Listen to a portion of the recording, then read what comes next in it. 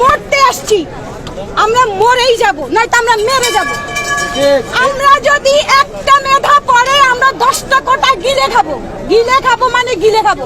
ছাত্রলীগের সাথে আমি ব্যক্তিগতভাবে কোনো ধরনের কোনো কিছুতে জড়াতে চাই না, কারণ তারাও এমন অনেক ছাত্রলীগের মেয়েরা আছে আমার হলে যাদের ফ্যামিলি জানে না তারা ছাত্রলীগ করে, তারা শুধু জানে ছাত্রলীগ তাদেরকে একটা সিট দিচ্ছে, তারা সেটাতে থাকছে। এই মেয়েগুলাকে আমরা যদি আক্রমণ করি ওদের বাবা আমার বুক খালি হবে, ওরা আমাদেরকে আক্রমণ করলে আমাদের বাবা আমার বুক খালি হবে। সরকারের কিচ্ছু হবে না, সরকারের কখনো কিচ্ছুই হয় না এই দেশে। এই সরকার পতন হলে সরকার দেশ ছেড়ে চলে যাবে, এই সরকারের পতন হলে সরকার দেশ ছেড়ে চলে যায়, প্রশাসন দেশ ছেড়ে চলে যায়। মরে কে? সাধারণ শিক্ষার্থী। আমরা মরতে আসছি, আমরা মরেই যাব, নয়তো আমরা মেরে যাব। আমরা যদি একটা মেধা পড়ে আমরা 10টা কোটা গিলে খাবো, মানে গিলে খাবো।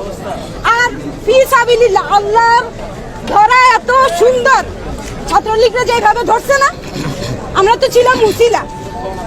দেশও ধরবে, দেশ ধরবে, এত সহজ না। হারাম খেয়ে সহ্য করা এত সহজ না।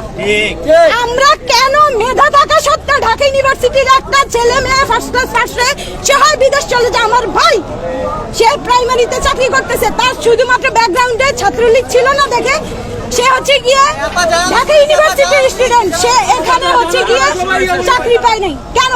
আমাদেরটা করতে দেন, আপনারা আপনাদেরটা নিয়ে থাকেন, আপনাদের গদির প্রতি আমাদের কোনো লোভ নেই। আমাদের কাহিনী, আমাদের কোটা নিয়ে, আমাদের স্বাধীনতা নিয়ে, আমাদের সচ্ছলতা নিয়ে আমরা এত পরে কি করব? তাহলে এখন এখানে আমরা মানে ওই যে কি বলে গরু পালবো, ওনার ওখানে প্রচুর জায়গা, আমি দেখেছি একবার, প্রচুর জায়গা গরু পালবো, এখানে ধান চাষ করব। আলহামদুলিল্লাহ চত্বরে পুরো ঢাকা ইউনিভার্সিটির পোলাপাইন থাকতে পারবে, আমরা এখানেই থাকবো, আর কিছু বলার নাই ভাই। এরপরে আপনারা যদি এগুলো ছড়ান, আমি লাইভেই বলতেছি আমার লাইফ রিস্কে, কিন্তু আমি আমার বাবাকে বলে দিয়ে আসছি যে আমি মরার জন্য প্রস্তুত, আমি মৃত্যুবরণ করার জন্য প্রস্তুত, কিন্তু আমরা আজকে আবার ইতিহাস গড়বো।